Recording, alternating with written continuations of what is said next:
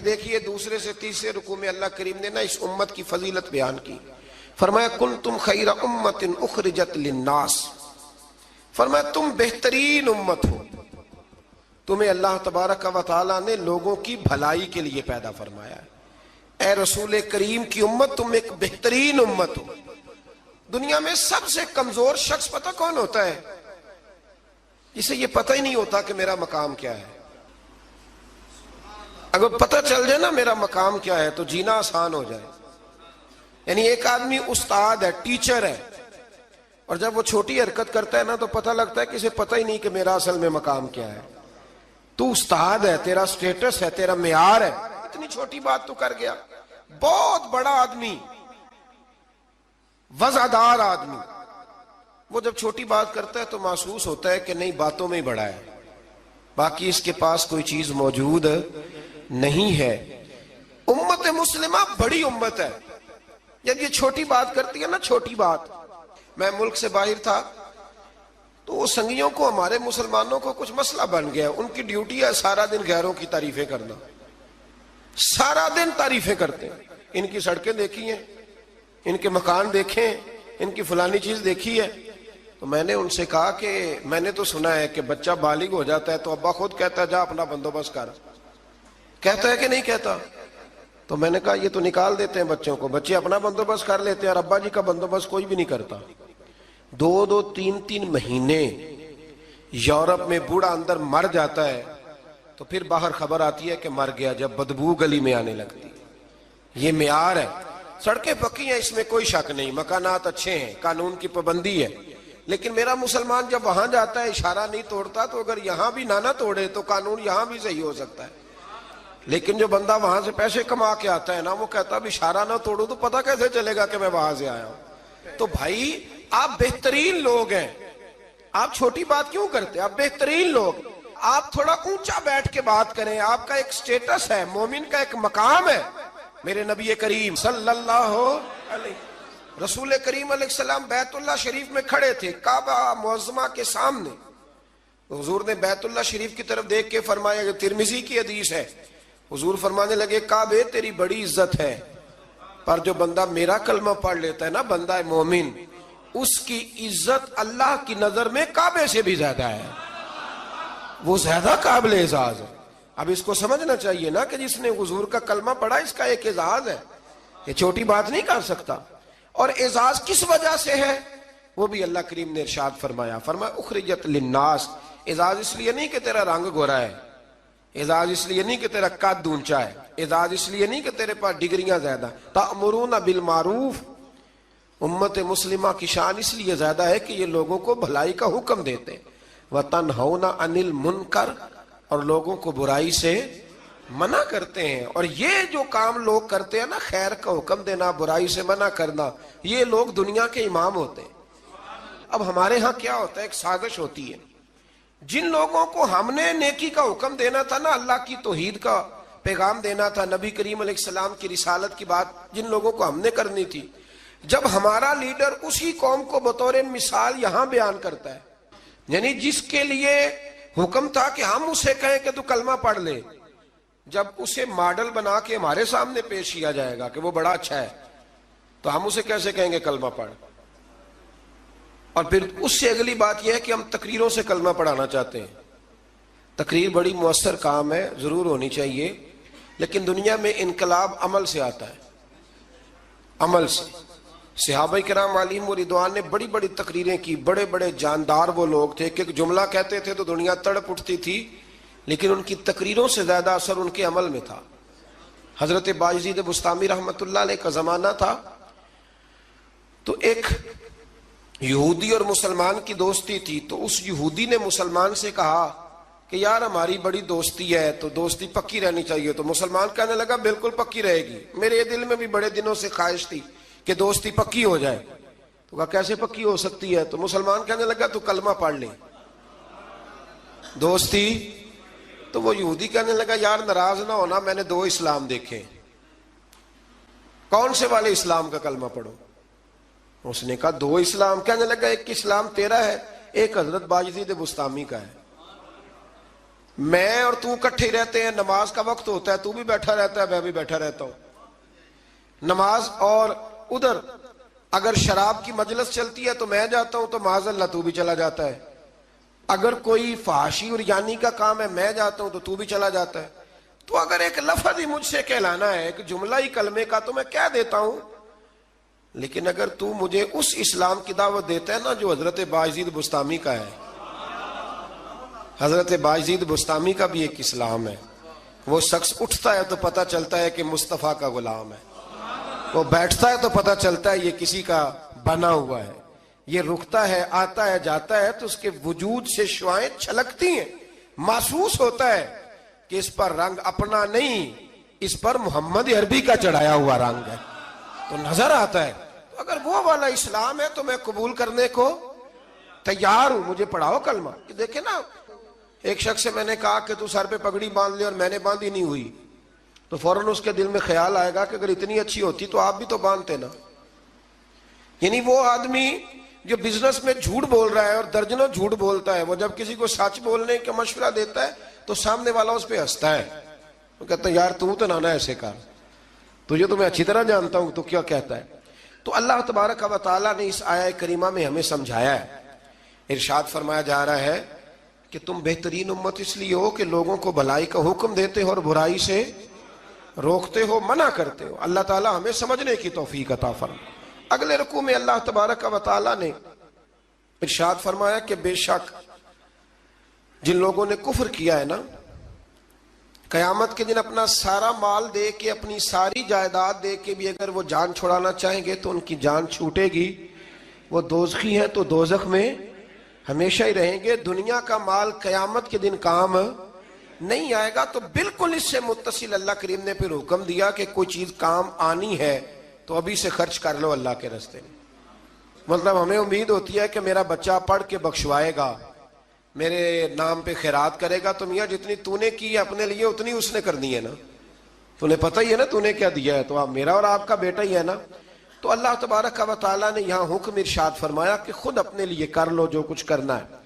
اور پھر ایک اور عادت یہاں اللہ کریم نے انسان کی بیان فرمائی اسی پارے میں، ارشاد فرمایا کہ اسے تھوڑی سی خوشی ملتی ہے تو راضی ہوتا ہے، اور ذرا سی تکلیف پہنچتی ہے تو شکوے کرنے لگ جاتا ہے۔ میں اکثر کہا کرتا ہوں کہ جو نعمتیں بن مانگے مل گئی ان کا شکریہ کوئی نہیں، اور جو نہیں نہ ملی ہوئی اس کا رونا ہے۔ یعنی ایک شخص کے پاس سارا کچھ ہے، بیٹیاں بھی ہیں، جائیداد بھی ہے، مکان بھی ہے، اور تندرستی بھی ہے، علم بھی ہے، بیٹا کوئی نہیں، تو اس سے جب بھی آپ ملیں گے نا تو کہے گا دعا کرو اللہ مجھے بیٹا دے دے۔ تو خدا کے بندے باقی نعمتوں کا بھی تو ذکر کرنا جو اللہ نے دی ہوئی ہے۔ میں کہا کرتا ہوں کہ 360 ہڈیاں وجود میں ہیں، تو جس کا گھٹنا درد کرتا ہے نا آپ اس سے پوچھیں نا کیا حال ہے، تو 359 کا ذکر نہیں کرتا، وہ جو 60ویں درد کرتی ہے اسی کا نام لیتا ہے، کہتا ہے یہ گھٹنا ٹھیک ہو جائے تو باقی ساری خیر ہے۔ تو اللہ فرماتے ہیں ذرا تکلیف دیں تو یہ شکوے کرنے لگتا ہے، زندگی اپنے رب کے حوالے کر دیں، سکھی ہو جائیں گے۔ آپ یقین کریں ویسے بھی جان اسی کی ہے، اسی کی ہے، ہم تو اپنی مرضی سے مر بھی نہیں نہ سکتے، اپنی مرضی سے مرے تو خودکشی حرام ہے، اس کی مرضی سے مرے تو وہ شہادت کا درجہ عطا کر دیتا ہے۔ وہ کہتے ہیں تم مار ہی نہیں سکتے چونکہ مرے جو میری مرضی سے ہو، لہٰذا اس کے سپرد کر دیں۔ آگے اللہ تبارک و تعالیٰ نے نا جنگ احد میں مسلمانوں کے ساتھ جو معاملہ پیش آیا نا، بظاہر مسلمان تھوڑا سا پیچھے ہٹے، کفر کو وقتی طور پر غلبہ ملا، یہ ذرا تھوڑے تھوڑے مسلمانوں کے حالات خراب ہوتے ہیں تو لوگ پریشان ہو، شاید یہ ہمیشہ کے لیے، ایسا نہیں ہے، بلکہ جہاں بھی آپ پیچھے جاتے ہیں نا، جو آدمی پیچھے جایا کرتا ہے نا وہ تیز دوڑنے کے لیے جایا کرتا ہے، جب وہ پیچھے جاتا ہے تو اس کا مطلب ہے اب تیز دوڑ کے آئے گا، یہ یاد رکھیں۔ اور جب آپ سمجھے نا کہ گھٹن زیادہ ہو گئی ہے تو پھر سمجھ لیں اب آندھی بھی تیز ہی آئے گی، یہ اصول ہے۔ اگر کبھی آزمائش زیادہ آتی ہے تو پھر اللہ آسانی بھی زیادہ عطا فرماتا ہے۔ تو مسلمانوں کو ذرا کمزوری ہوئی تو پریشان ہو گئے، تو رب کریم نے فرمایا پریشان نہ ہو، وہ وقت نہیں تمہیں یاد، وَلَقَدْ نَصَرَكُمُ اللَّهُ بِبَدْرٍ وَأَنْتُمْ أَذِلَّةٌ، جب ہم نے تمہاری بدر میں مدد کی تھی حالانکہ تم کمزور تھے، اب تو تم ہزاروں میں ہو تو 313 تھے، رب نے تمہاری مدد فرمائی تھی۔ فرمایا احد میں اگر مشکل آ گئی ہے تو پریشان نہ ہو، اللہ اگلے میدانوں میں بھی تمہاری ضرور مدد فرمائے گا۔ پھر اسی پارے میں اللہ کریم نے نا دوڑنے کا حکم دیا ہے، فرمایا دوڑو۔ کس طرف؟ فرمایا وَسَارِعُوا إِلَىٰ مَغْفِرَةٍ مِّن رَبِّكُمْ، دوڑو دوڑو دوڑو اپنے رب کی بخشش کی طرف دوڑو۔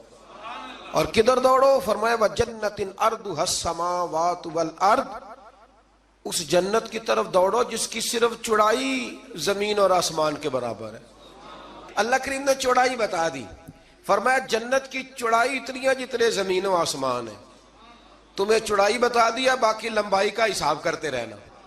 اور میرے رسول کریم علیہ السلام نے تو جنت کا مضمون سمیٹا تو حضور نے جملوں میں حادی کر دی، بڑی نعمتیں بیان کر کے نا، بڑی نعمتیں بیان کر کے حضور فرمانے لگے اللہ نے تمہارے لیے بڑا کچھ بنایا ہے، اور اتنا کچھ بنایا ہے نہ کسی آنکھ نے دیکھا، نہ کسی کان نے سنا، اور نہ تمہارے دل پہ کبھی خیال ہی گزرا ہوگا، جو نعمتیں رب نے تمہارے لیے جنت میں تیار کی ہوئی۔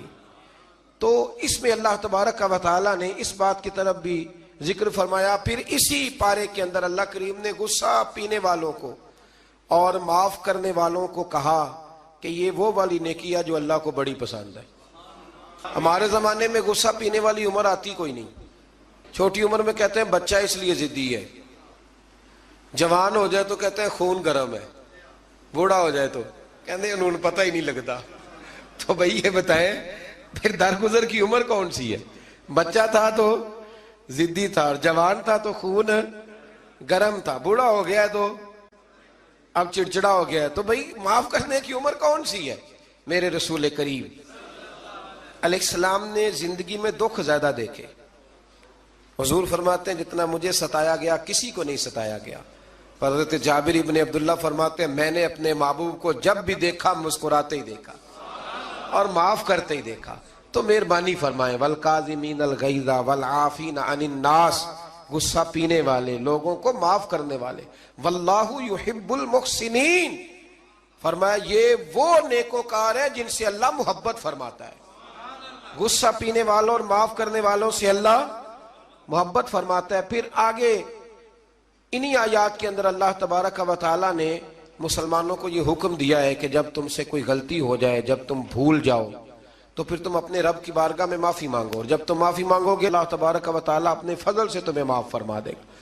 پھر اللہ تبارک و تعالیٰ نے بڑی شرح و بسط کے ساتھ اس بات کا ذکر فرمایا، تفصیل کے ساتھ۔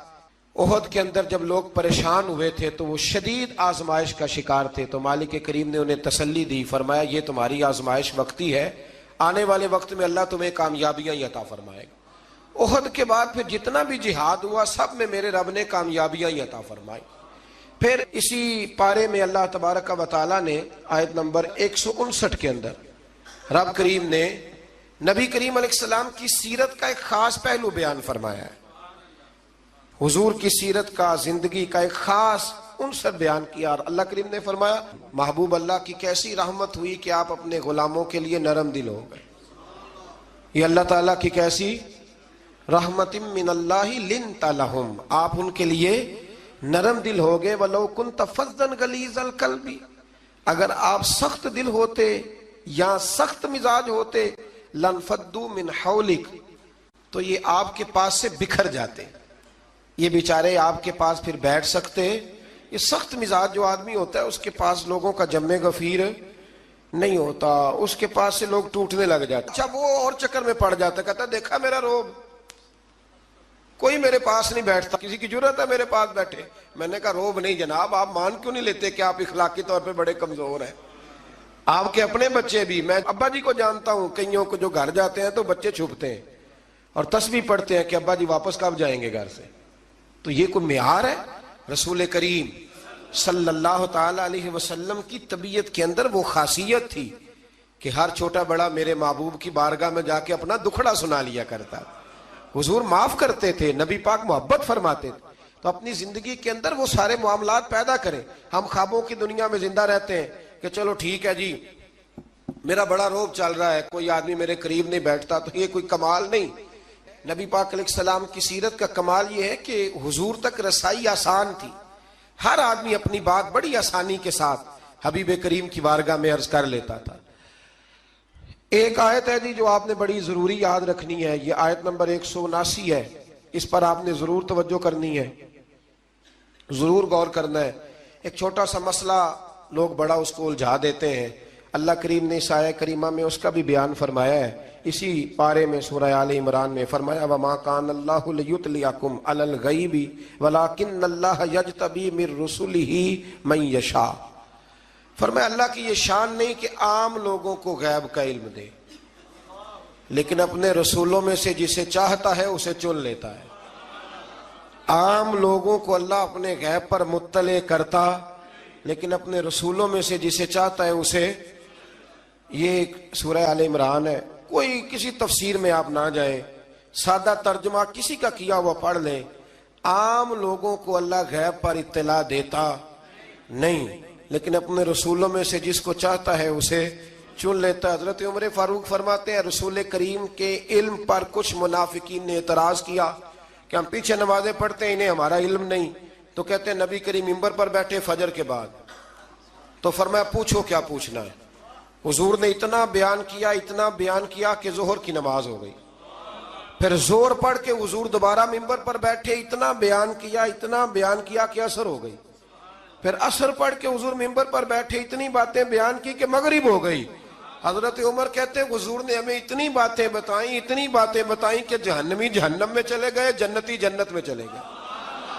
اور حضور پھر بیان کرتے ہے کوئی پوچھنے والا تو پوچھو مجھ سے کیا پوچھنا چاہتے ہو۔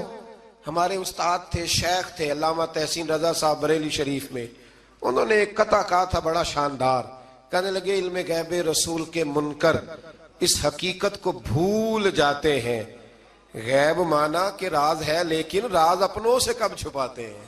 اور اعلیٰ حضرت نے تو قلم توڑ دیے، فرمانے لگے اور کوئی غیب تم سے نہا ہو بھلا جب خدا ہی نہ چھپا رہا۔ جو سب سے بڑا غیب ہے جب نبی پاک نے اسے ہی دیکھ لیا ہے تو پیچھے کیا رہ گیا۔ تو اس لیے اس آیہ کریمہ میں اللہ کریم نے اس مسئلے کو حل فرما دیا۔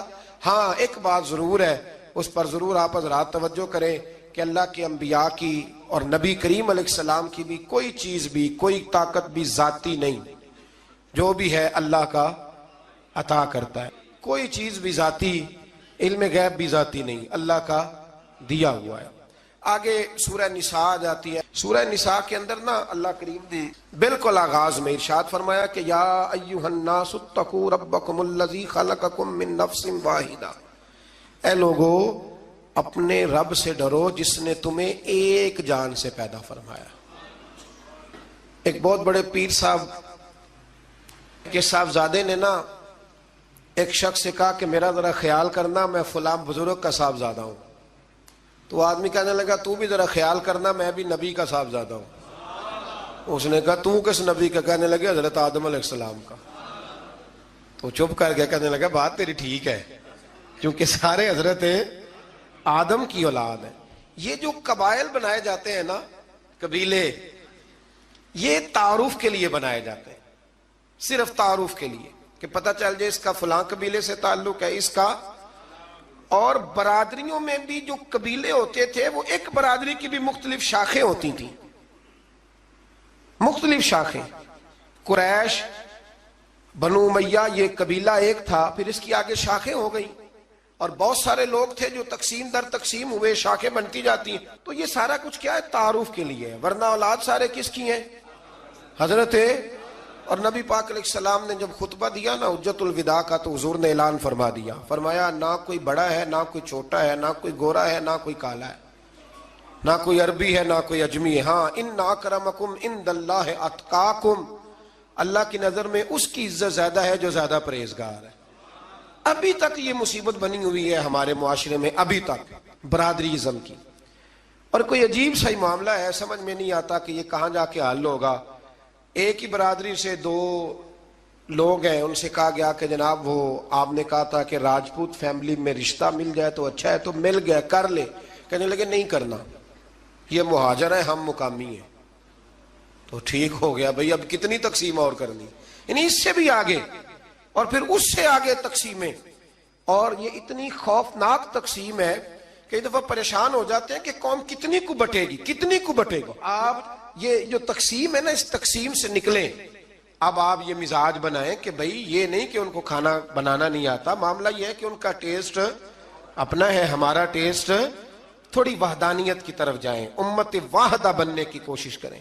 ایک تقسیم ایسی ہے بد عقیدگی کی کہ جس سے نکلا نہیں جا سکتا. جو بد عقیدہ ہو گیا اس کے ساتھ کیا صلح ہو سکتی ہے؟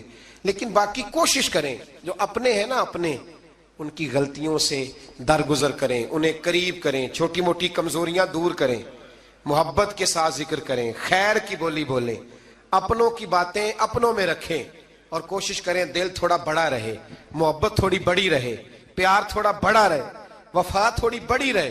اس سے آپ کا دل بھی بڑا ہوگا اور لوگوں کے اندر محبت بھی زیادہ پیدا ہوگی.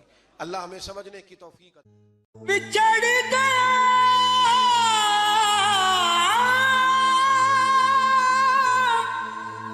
میرے دل دا جانی تے میں ککھاں وانگر رل گئی پھلاں نال نازک جندڑی میری وچ کنڈیاں دے رل گئی غم سجنا دے مار مکا